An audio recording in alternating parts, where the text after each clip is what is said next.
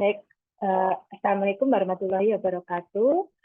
Selamat pagi Bapak Ibu sekalian. Mohon izin, perkenalkan nama saya Siti Rohma Prodesasmito atau biasa dipanggil Rara. Saya merupakan salah satu anggota tim ini ya untuk akreditasi internasional ASIIN dari Prodi Dokter. Mohon izin untuk mewakili ketua tim Dr. Yuda dan juga nanti buka prodi mungkin bisa join dengan kita agak terlambat.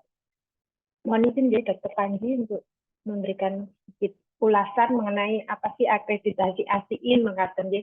Baik, baik Bapak Ibu sekalian, nanti tentunya mungkin awalnya bertanya-tanya kenapa kok kita diajak untuk ini ya, untuk rapat koordinasi ini begitu terkait dengan kegiatan akreditasi internasional ini, karena untuk akreditasi internasional ini nantinya ada kemungkinan yaitu para asesor itu akan meminta untuk menghadiri atau melihat fasilitas-fasilitas pendidikan ya yang dilakukan baik di level sarjana maupun di level profesi. Nah, untuk yang level profesi tentunya berkaitan dengan wahana rumah sakit dan juga wahana layanan kesehatan lainnya, dalam hal ini adalah puskesmas.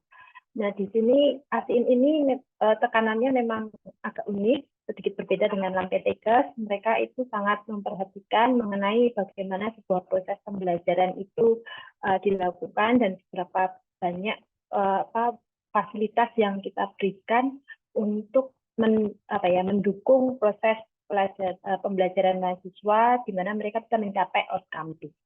Baik, jadi mungkin pertama kita mulai dengan kenapa kita harus melakukan akreditasi internasional ya, walaupun kita udah ini ya, tentunya karena kita ingin mencetak lulusan sarjana kedokteran di mana juga memiliki literasi yang cukup baik, kemudian juga meningkatkan paparan substansial nasional dan internasional.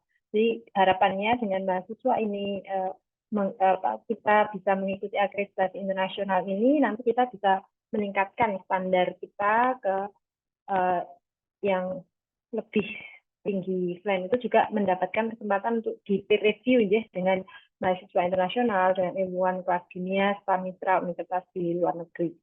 Selain itu juga untuk memantapkan kompetensi mahasiswa SPKN UGM. Selama ini kita menggunakan standar nasional, tentunya kita juga ingin mencapai mahasiswa kita itu nantinya akan sampai ke standar internasional juga, sehingga kalau mahasiswa kita kemudian berkehendak untuk berprofesi di dunia internasional, itu juga mereka tidak akan kalah dengan lulusan dari negara lain. Kemudian juga tentunya untuk meningkatkan interprofesionalisme dalam manajemen kesehatan, serta memfasilitasi perkembangan integrasi bidang sains, teknologi, dan pendidikan melalui IPE, serta mendapatkan pengakuan secara internasional tentunya. Ya, tentunya selain itu, seperti Bapak Ibu sekalian ketahui, di dalam kita di Indonesia ini, universitas itu kan diukur tingkatannya atau capaiannya berdasarkan IQ, ya, indikator kinerja universitas, dan salah satunya adalah mencakup mengenai akreditasi internasional ini. Nah, keuntungannya sebenarnya memang tidak hanya untuk kita sendiri, tetapi ketika kita sudah terakreditasi secara internasional, maka tidak hanya institusi atau universitas, tapi nantinya para alumni, para mahasiswa kita, kemudian kita sebagai dosen ataupun dosen klinik begitu bisa mendapatkan added point ya, value added point, di mana kita sudah ter-acknowledge gitu ya, sehingga kalau maunya kalau misalnya ingin mengembangkan kerjasama dengan institusi luar negeri, ini juga sudah kita di-recognize. Baik, ASIIN itu apa gitu ya, nah ASIIN ini kenapa kok dipilih begitu? Jadi ASIIN ini adalah lembaga akreditasi internasional berasal dari Jerman untuk sebagai bidang ilmu. Awalnya memang ASIIN ini lebih banyak berkembang pada bidang-bidang teknik, sains, dan matematika, kemudian juga ilmu komputer begitu, kemudian merambah ke humaniora atau sosial. Dan yang terakhir adalah mereka mengembangkan sebuah tools khusus untuk dunia kesehatan ya, bidang ilmu kesehatan dan kedokteran.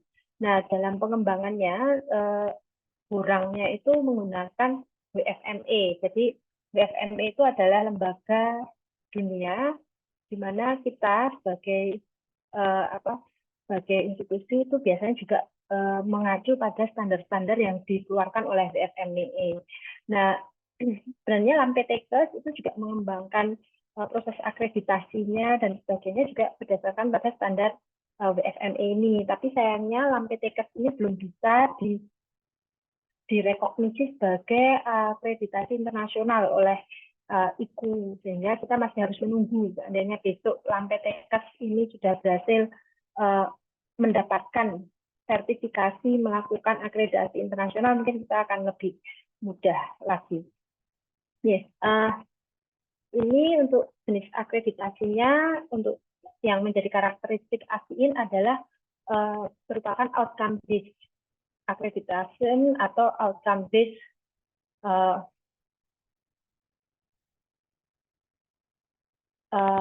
education, yes.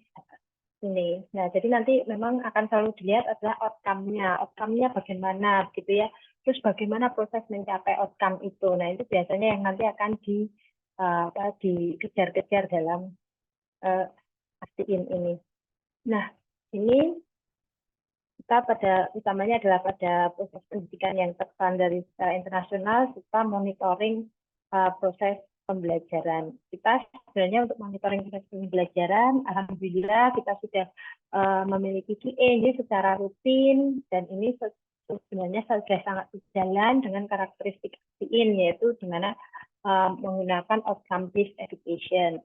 Jadi kita sebenarnya nggak terlalu sulit ya untuk kemudian harus menyesuaikan atau bagaimana, tidak, Bapak Ibu sekalian. Nanti Bapak Ibu sekalian bisa menjelaskan proses bisnis di tempat Bapak Ibu sekalian, bagaimana ketika mahasiswa itu datang koas gitu, jadi koas datang di rumah sakit itu bagaimana mereka alur belajar mereka, proses pembelajaran di sana seperti apa gitu. Kemudian mungkin juga yang di puskesmas ada yang kebetulan kan ada yang untuk digunakan untuk fase integrasi gitu, mungkin itu juga bisa menjelaskan aja apa adanya, apa yang dilakukan di dalam fase integrasi gitu, apa yang dilakukan oleh mahasiswa, apa yang didapat oleh mahasiswa, keluarannya bagaimana itu mendukung proses belajar mahasiswa sehingga mereka bisa terpenuhi kompetensinya begitu. Kemudian juga mungkin ada juga Bapak Ibu sekalian yang kebetulan selain sebagai wahana pendidikan kami, tapi kebetulan juga menjadi tempat internship dari para alumni kami, maka ya, bisa jadi nanti asesor akan menanyakan hal tersebut, ya, apakah para internsnya yang alumni kita itu sudah bisa memenuhi harapan dari pemberi kerja begitu. Dan itu, nah untuk ASIIN-nya sendiri nanti kita akan kedatangan 4 orang asesor. Memang ASIIN ini ciri khasnya adalah akan selalu mengajak satu asesor yang berasal dari dari tempat atau negara yang di-assess. Jadi kita ini ada satu national assessor yang dari Universitas Brawijaya, Dr. Siva Mustika, nanti yang akan menjadi national assessor. Sedangkan yang international assessornya nanti ada Dr. Bernhard Fleischer, ini dari Tropical Medicine and Immunology. Kemudian juga Dr. Yanik, ini dari Dandi, ini beliau di radiasi onkologi dan juga dari medical education. Kemudian nanti yang dari ASIIN office-nya adalah dari Dr. Natalia Vega. Ya. Nah, ini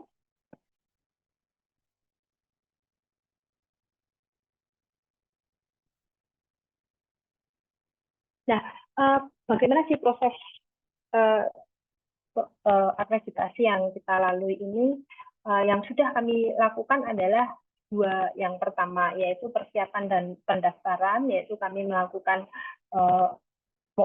melihat kembali kurikulum kita dan apakah itu sudah bisa sudah sesuai begitu ya dengan kriteria yang ada dalam ASIIN. Kemudian yang selanjutnya adalah kami menyusun SAR oleh tim bersama dalam satu tim. Nah, di sini self assessment report ini terdiri dari 9 kriteria, dan ke 9 kriteria ini sudah kita tuliskan secara ya sederhana, singkat tapi cukup jelas mengenai hal-hal yang perlu untuk dilaporkan sama di dalam self assessment report ini. Nah, SAR ini yang kita kebetulan di ASIIN ini, akreditasi ASIIN ini sebenarnya bisa dilakukan dalam satu waktu oleh beberapa prodi, tapi untuk kita ini nanti akreditasi kita akan eksklusif hanya untuk prodi kedokteran saja, sehingga nanti SAR-nya ini tidak akan bercampur dengan prodi lain. Dan juga nanti Bapak Ibu sekalian juga saat proses wawancara atau mungkin visitasi itu tidak akan membahas, tidak akan mendapatkan pertanyaan yang mungkin di kita itu tidak kita lakukan, tapi di prodi lain itu dilakukan gitu ya. Karena kita nanti hanya akan benar-benar hanya satu prodi saja. Nah, yang nanti kami akan meminta bantuan dari Bapak Ibu sekalian adalah pada saat proses visitasi ini. Proses visitasi ini direncanakan di minggu pertama bulan Juli tahun 2023 ini, di mana nanti asesor akan hari pertama itu kira-kira akan datang di universitas, kemudian akan berdiskusi dengan pihak universitas mengenai proses tata kelola atau governance. Kemudian nanti di siang harinya asesor biasanya akan bertemu dengan Bapak Ibu di sini sebagai stakeholder dan juga mungkin juga sebagai mitra industri kami, yaitu sebagai para pengguna alumni, dan di sana nanti biasanya akan dilakukan konfirmasi terkait SAR yang kami tuliskan begitu. Nah, kemudian juga pada hari kedua atau hari ketiga nanti kita akan melihat lebih detail jadwal dari asesor, karena kadang-kala asesor juga nggak merubah jadwal juga gitu. Mereka akan melakukan visitasi, akan berkunjung ke tempat Bapak Ibu sekalian, dan karena di tempat Bapak Ibu sekalian ini merupakan wahana bagi mahasiswa kami, wahana pendidikan klinik bagi mahasiswa kami, jadi mereka akan melihat bagaimana sebenarnya tidak mengobservasi secara langsung proses pembelajaran. Kalau pas saat itu memang pasti tidak ada koas, itu tidak mengapa, tapi mereka pertama akan melihat bagaimana support sistemnya, di environment proses pembelajarannya itu apakah memang benar-benar bisa menyokong proses pembelajaran atau tidak begitu.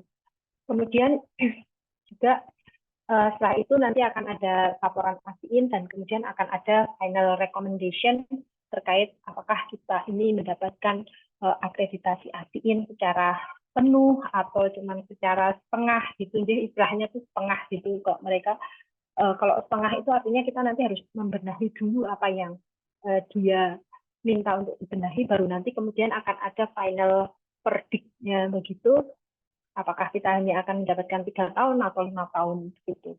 Nah, harapan kami nanti kita bisa langsung mendapatkan full akreditasi ASIIN. Nah, untuk visitasi ini Bapak Ibu sekalian akan ada di sini wawancara dengan para mitra maupun lulusan, atau mungkin sebagian nanti Bapak Ibu sekalian juga akan menjadi wawancara bagi dosen. Untuk peninjauannya akan dilakukan di tanggal ini untuk yang Bapak Ibu nanti di tanggal 4 Juli. Ya, ini yang agenda awal, bahwasanya peninjauan wahana pendidikan klinik itu ada di tanggal 4 Juli 2023 jam 2 hingga selesai. Yang ditinjau adalah Rumah Sakit Pendidikan Utama, yaitu Sarjito, kemudian Rumah Sakit Pendidikan Satelit, yaitu RSA, kemudian Puskesmas Tegalrejo, dan Puskesmas Melati 2. Ini kami memilih juga untuk Melati 2 ini kan kebetulan juga kami gunakan sebagai wahana FHC, FHC IPE, sehingga tidak hanya digunakan oleh mahasiswa yang klinik atau tahap profesi, tetapi juga mahasiswa tahap sarjana. Nah, ini nanti juga akan kami jelaskan ke asesor. Selama proses kunjungan nanti akan ada pendamping dari kami, dari tim ASIIN Prodi Kedokteran, dan nanti juga bisa menjadi translator ya Bapak Ibu sekalian. Jadi memang mereka ini meminta untuk tidaknya ada translatornya gitu, penerjemah. Jadi kalau mereka merasa kesulitan, nanti mereka akan menggunakan fasilitas translator tersebut. Gitu. Nah, untuk Bapak Ibu sekalian, ini mungkin saya hanya akan menjelaskan peran Bapak Ibu sekalian, terutama pada sebagai bagian dari stakeholder. Jadi di dalam SAR ini kami menjelaskan bahwasannya stakeholder itu kami ikut sertakan dalam proses evaluasi dan redesign kurikulum. Di dalam SAR kami ini menggunakan dua kurikulum. Kami menjelaskan di dalam SAR utamanya adalah kurikulum yang lama, yaitu kurikulum tahun 2013, 2017. Saya agak lupa tahunnya. Kemudian juga kami menjelaskan bahwasannya kita melakukan redesign kurikulum pada tahun 2020. Nah, pada saat proses redesign kurikulum ini kami memang mengundang banyak pihak untuk melakukan FGD pada waktu itu. Mungkin ada di sini Bapak Ibu yang hadir di sini yang kebetulan juga mengikuti proses FGD. Jadi kami mengundang FGD terkait dengan evaluasi pembelajaran dan harapannya ke depannya bagaimana. Nah, dan ini kami gunakan dalam proses redesign. Kami mengundang banyak pihak pada waktu itu, baik para pengguna maupun para mitra yang digunakan sebagai wahana pendidikan. Kemudian juga yang kami jelaskan adalah adanya AHS, jadi sistem AHS di mana menjamin ketersinambungan antara di fase pendidikan dan di fase layanan kesehatan. Kemudian juga kami menyediakan ASM ya sebagai Continuing Medical Education. Ini juga kita jelaskan di dalam SAR untuk memperlihatkan bagaimana prodi ini menjalin komunikasi dengan para stakeholder kami ya, baik jadi di sana di ASIIN, terminologi ASIIN, stakeholder itu adalah pihak-pihak yang terlibat di dalam proses pembelajaran begitu. Sedangkan mitra bisnis namanya kalau mereka menyebutnya itu adalah para pihak yang dimana mungkin tidak digunakan dalam proses pembelajaran, tetapi merupakan tempat para alumni kita kemudian melakukan proses pelayanan begitu. Nah, kemudian juga di dalam ASIIN kami juga menjelaskan bahwasanya stakeholder itu juga kami undang juga sebagai guest lecturer yang nanti akan memberikan manfaat kepada para mahasiswa ataupun guest lecturer itu sendiri. Kemudian ada juga adanya program alumni berbagi di mana para alumni ini memberikan support kepada kita, kepada institusi, kepada prodi begitu yang nantinya digunakan baik untuk prodi ataupun digunakan untuk mahasiswa di prodi ataupun digunakan dalam kegiatan-kegiatan yang menunjang proses pembelajaran di FKKMK ya. Jadi mungkin secara formal, legal formal mungkin tidak ada jadi pembelajaran mengenai compassion mungkin tidak ada, tapi kami juga mengadakan banyak kegiatan abdimas atau pengabdian masyarakat di mana melibatkan mahasiswa. Nah, dari situlah kami mencoba untuk mengajarkan apa itu compassion, apa itu berbagi gitu. Nah, kemudian juga terkait dengan adanya kerjasama baik sebagai pengguna lulusan, sebagai tempat magang maupun sebagai tempat belajar, dan selain itu juga adanya pemberi beasiswa, stakeholder sebagai pemberi beasiswa baik yang melalui sobat UGM ataupun melalui channel-channel yang lainnya. Baik, Bapak Ibu sekalian, mungkin itu yang bisa saya sharingkan terkait dengan kegiatan ASIIN. Monggo, Dr. Panji, jika ingin menambahkan. Baik, matur nuwun Dr. Rara yang saya sampaikan. Menikah untuk ya penjelasan secara umum untuk tentang akreditasi yang akan kita jalani. Di sini sudah bergabung Bu Kaprodi, Dr. Deni, dan Pak Sekprodi, Dr. Yuda. Ini dari Dr. Deni dan Dr. Yuda ada masukan, Dok, untuk persiapan ini? Matur nuwun sangat Dr. Panji, Dr. Rara, selamat pagi. Assalamualaikum warahmatullahi wabarakatuh. Matur nuwun Bapak Ibu atas rawuhnya memenuhi undangan kami. Tadi Dr. Rara, Dr. Panji sudah sampaikan kami mohon bantuan pada Bapak Ibu untuk ide, saran, masukan, dan juga kesiapan dari institusi Bapak Ibu untuk nanti mendukung dalam akreditasi internasional prodi kedokteran dalam upaya kita untuk bisa mendapatkan rekognisi internasional. Ini mungkin tadi sudah banyak yang disampaikan Dr. Rara dan Dr. Panji. Kami mohon untuk diskusinya dan juga kesediaan dan kerjasamanya. Matur nuwun. Wassalamualaikum warahmatullahi wabarakatuh. Matur nuwun Dr. Panji. Ya, matur nuwun Dr. Deni. Berikutnya untuk diskusi dari para kaprodi yang akan nanti kemungkinan sangat mungkin divisitasi oleh dari asesor ASIIN. Adakah yang ingin ditanyakan dari dokter-dokter sekalian? Dan juga mungkin dari Puskesmas Harjo dan Lati 2. Monggo. Kalau untuk rencana visitasinya tanggal 4 nggih, hari Selasa kemungkinan.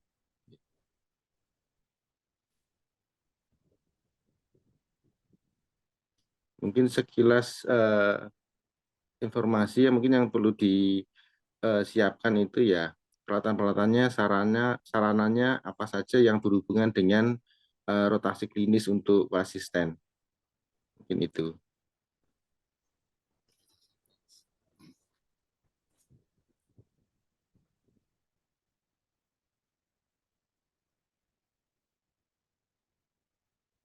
Ya, baik, ini ada yang bertanya untuk rundown-nya, nanti akan kita informasikan rundown untuk proses visitasinya, dan juga SAR-nya, self-assessment report-nya yang berhubungan dengan prodi masing-masing dan kegiatan rotasi klinis akan kita kirimkan ke kaprodi masing-masing.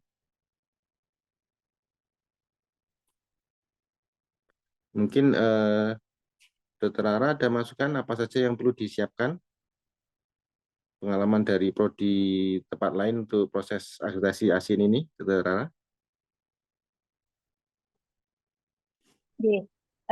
Jadi kalau dari prodi yang lain itu memang mereka akan melihat ya ini masalahnya sebagian besar bukan tidak memiliki wahana klinik di Dr. Panji yang di UGM ini kebetulan. Tapi rata-rata mereka akan melihat apa ya, yaitu tadi fasilitas-fasilitas yang digunakan dalam proses pembelajaran. Jadi mungkin kalau di klinik mungkin mereka akan melihat bagian mana saja yang mahasiswa itu mungkin bisa menggunakannya itu sebagai sarana untuk belajar, kemudian mungkin juga fasilitas pendukungnya terkait dengan peralatan-peralatan yang bisa dimanfaatkan oleh koas untuk meningkatkan kemampuan skill-skillnya gitu ya. Jadi kalau semuanya terkait dengan puskesmas ini mungkin kaitannya dengan di mana mereka bisa ya kalau yang fase integrasi berarti mereka ini kalau di puskesmas mereka ditugaskannya di mana saja, kemudian apa saja sih tugasnya di sana. Nah itu mereka akan melihat itu, ingin melihat itu. Kemudian terkait dengan Melati 2 itu mungkin juga ada ekstranya, yaitu tempat saya kurang hafal ya apakah yang tahun ini juga pas mengampu mahasiswa CFHC gitu deh. Tapi ingat saya Melati 2 dulu pernah mengampu mahasiswa CFHC di wilayah desa binaannya begitu. Nah ini mungkin bisa diceritakan, jadi tidak perlu sampai dibawa ke desanya, itu tidak perlu karena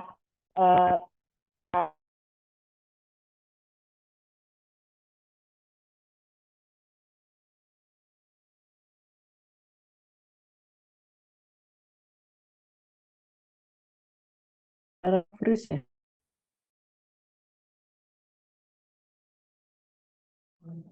Dokter Rara, aku tanya, Chris, dok. Menambah sedikit.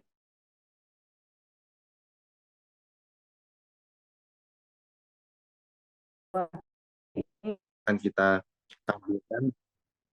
tampilkan yang secara interview dengan pengelola prodinya, dan juga wakil dari selain pengelola prodi juga ada tendiknya dan juga ada dari mahasiswanya. Nah, seperti itu.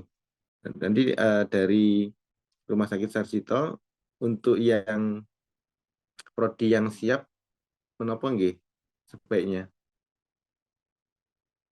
Yang dari RSA juga menapa nggih. Jadi yang kita akan tampilkan ketika ada asesor tadi akan datang, karena sepertinya asesornya berbeda antara yang ke Sarjito dan ke RSA. Ya sendiri-sendiri. Kalau bedah bagaimana, Dok?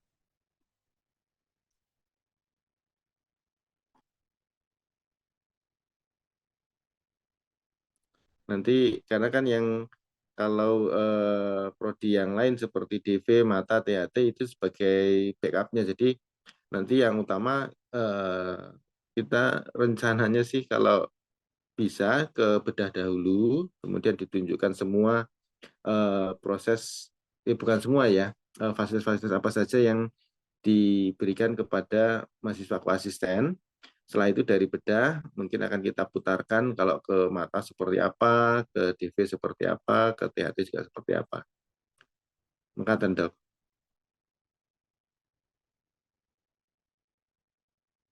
Dokter Yuri bagaimana, Dok? Dokter Nur. Ya. Ya, kalau kami di anestesi, dok, ya saya bukan matur kami ya siap gitu.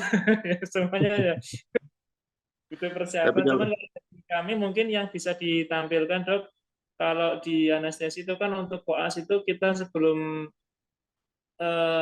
pegang pasien itu ada seminggu pertama itu kan ada kayak apa, Piko, kemudian ada simulasi, kemudian pelatihan intubasi ke pasien, ke mankin kayak gitu. Kita punya ruangan khusus untuk apa, skill station, dok, untuk koas gitu. Ya mungkin itu yang bisa di apa tunjukkan ke asesor kalau di anestesi. Oke. Berarti nanti rencananya ke bedah dahulu, setelah dari bedah mungkin ke anestesi. Anestesi mungkin bisa menunjukkan ruang untuk pikonya ya, Dok ya. Piko, Ya, terus kemudian untuk simulasi, dok. untuk simulasinya, terus kemudian untuk berarti itu letaknya di mana ya, Dok ya? Di BS lama. Kalau sekarang sih posisi kita di ICU, dok, cuman sebenarnya bisa digeser ke kantor departemen yang sebelahnya bedah, dok, sebelah departemen bedah di rumah di Sarjito, dok. Untuk memindahkan itu butuh waktu nggak, Dok? Karena kan ini rencananya kan awal Juli, Dok, tinggal 3 minggu lagi ya, Dok ya? Malah 2 minggu lagi. Bisa, dok. Tidak butuh waktu banyak. Oh ya, baik. Baik, nanti untuk yang di anestesi ya, Dok ya. Untuk yang di bedah sendiri bagaimana, Dok? Dokter Yuri? Iya, Pak Panji, kalau untuk di bedah kita, kalau seperti anestesi tadi, kita nggak ada ruangan khusus memang untuk simulasinya, tapi yang kita siapkan nanti mungkin yang sesuai tadi yang dibutuhkan, misalnya kayak untuk bikonya kita ada, terus OSCE juga kita ada, kemudian manikin-manikin untuk pelatihan dasar koas juga ada kita untuk kateter seperti itu, untuk sirkumsisi nanti mungkin kita bisa siapkan juga Pak, Iya. seperti itu. Nanti untuk koordinasi selanjutnya nanti mungkin apa yang perlu kita persiapkan lebih matang, yang mana yang kan nggak harus semuanya kan, yang mana Iya. yang harus kita siapkan gitu kan, yang akan menambah nilai evaluasi. Nah itu yang kita siapkan gitu. Ya, baik Dok. Jadi nanti terutama ke prodi bedah dulu, terus kemudian setelah itu ke bagian anestesi, nah terus kemudian kita akan berpindah yang di Sarsita ya Dok ya, untuk pindah ke bagian-bagian seperti mata, THT, dan DV. Mungkin itu. Untuk yang mata, THT, dan DV ada masukan Dok?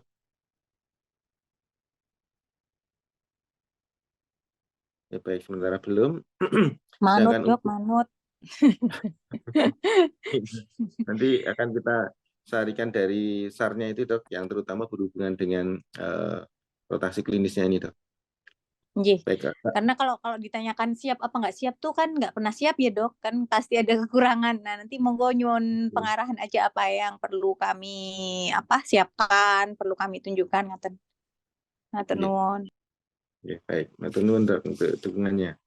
Selanjutnya kalau untuk yang di RSA Dok, ini mau kita tampilkan yang mana ya Dok ya? Ini dari RSA sudah ada chatnya. Baik, mungkin kalau nanti sudah ada hasil koordinasinya Dok, minta tolong kami segera diberitahu ya Dok ya. Karena waktunya tinggal 3 minggu lagi. 3 kurang sedikit. Terus kemudian yang untuk di puskesmas, untuk puskesmas Melati dan Tegarrejo, apakah ada yang ingin disampaikan? Monggo. Di Tegarrejo ada. Nggih. Kami dari Puskesmas Melati 2, ya, intinya kami sangat mendukung apa yang menjadi hajatan dari FKK MK UGM. Sebisa mungkin nanti kami membantu, tapi mohon izin mungkin nanti kami pakai bahasa Indonesia, ada yang menerjemahkan ya Pak? Nggih. Ada. Oh, J, mugi-mugi mangke sedanten saged berjalan lancar ya Pak. Matur nuwun, J. Matur nuwun, nggih. Iya, Kak, dari Tegarrejo itu kami kan menerima koas itu kan baru tahun ini, Dr. Panji. Oh, nggih. Ya, dari tahun ini. Jadi nanti mungkin banyak bantuan untuk arahannya, karena kan kami menerimanya baru tahun ini, kan baru satu kali terkait dengan koas yang stasi komprehensif.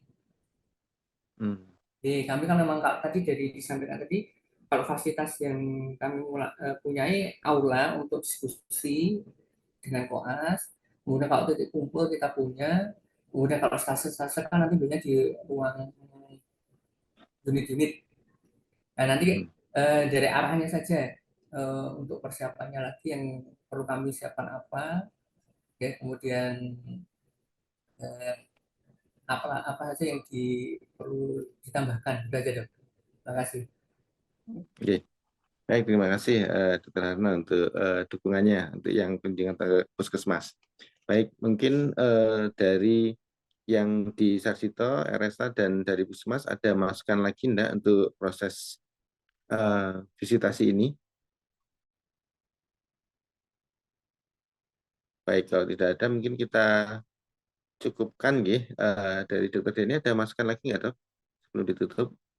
Sampun Pak Panji, Dr. Panji nanti kita koordinasi lagi, kita susun alur dan yang lain. Kemudian seperti tadi Dr. Rifdani sampaikan, kita memang harus simulasi menjelang hari H begitu. Oke. Baik, nanti akan kita siapkan simulasinya Dok ya. Baik, terima kasih. Bapak, mohon maaf, dari Melati 2.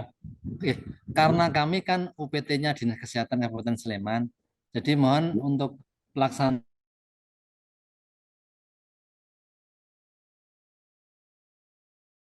Dinkes Sleman yang untuk pemberitahuan bahwa akan ada kunjungan ke Melati 2.